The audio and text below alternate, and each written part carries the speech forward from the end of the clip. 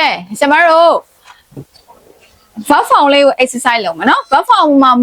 ဘာ tense ကိုသွားမလဲဆိုရင် simple present tense ကျမတို့ဦးစားပေးပြီးတော့ verb form ကိုဖြည့်မယ်နော်ဖြည့်တဲ့နေရာမှာလည်းဘယ်လိုဖြည့်ရမလဲဆိုတော့ကျမရှစ်ဗီဒီယိုမှာတင်ထားတယ်အဲ့ဒါလေးကိုတေချာကြည့်ပြီးတော့တေချာလိုက်လုပ်မယ်နော်ဟုတ်လားကဲနံပါတ်1လေးဖတ်ရအောင် Ella let's drink coffee every morning ဒါဒီသူရဲ့နေ့စဉ်နေ့တိုင်းလုပ်နေကြသူရဲ့အလေးအကျင့်ကိုပြောနေတာဒါကြောင့်မို့subject ကိုကြည့်ဘာကိုကြည့် subject ကိုကြည့် Ella လေးက subject အနေ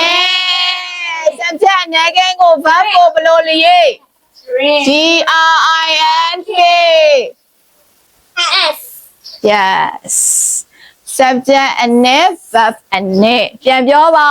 subject အနေ verb အနေ verb ကိုအနေကင်းထည့်တယ်ဆိုတာ SES ကတ်တာကိုကျမတို့အနေကင်းလို့ခေါ်တယ်အဲ့ဒါကြောင့်မို့ Ella drinks coffee every morning လို့ရေးမှမှန်မယ်ဘာသာပြန်တော့ဘယ်လိုပြန်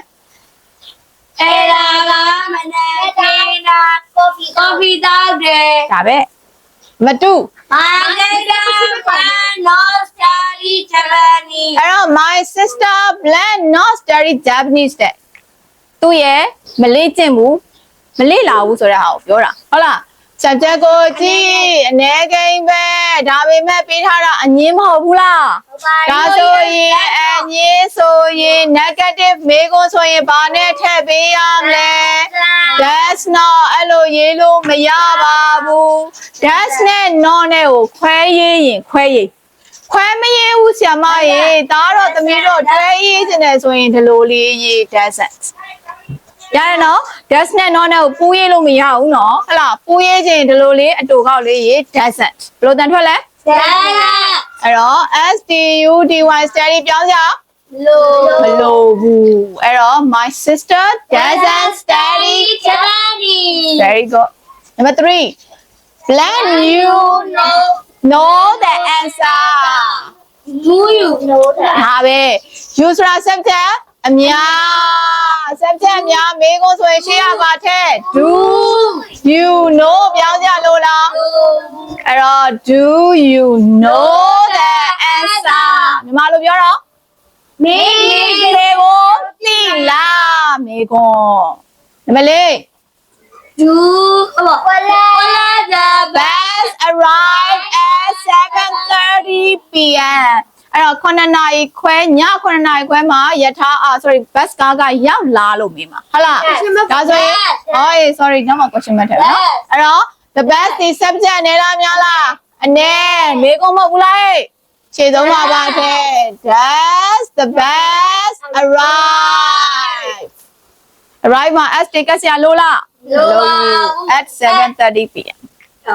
Number 5 they plan no work in the office အဲ့တော့ office ဆိုတာသိလားရုံးခန်းထဲမှာသူတို့အလုပ်မလုပ်ဘူး no နဲ့ညင်းထားတယ်အဲ့တော့ they ဆိုတာ subject များမဟုတ်ဘူးလား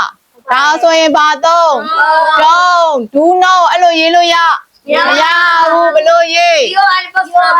don't လို့မရေးခြင်းခွဲလို့ရေးလို့ရတယ် do not ဟုတ်လား WORK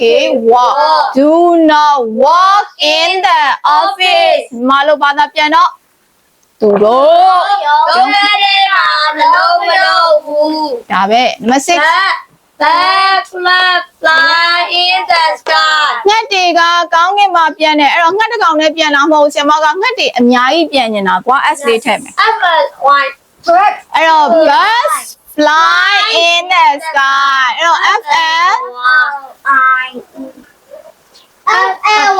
FLIES subject ဘာဖြစ်သွားပြီလဲ အများ subject အများဆို SES ကရမှာလားမလို့ဘူးလေ subject အနေမှာ SES ကရမှာလေ subject အများဆိုရင် fly ဒီတိုင်းနေအဲ့တော့ birds fly in the sky ဒီတိုင်းပဲပြန်ထည့်တာပဲဟုတ်ဘောပါလားရတယ်နော်ပေါ့ကိုဖြေတယ်မလား ရပါတယ် ဘာသာပြန်ပြငှက်တွေဒီကောင်းကင်မှာ ပြန်နေ ဒါပြန်နေသည်မဟုတ်ပြန်သည်ဒါပဲပြန်သည် ပြန်နေ yes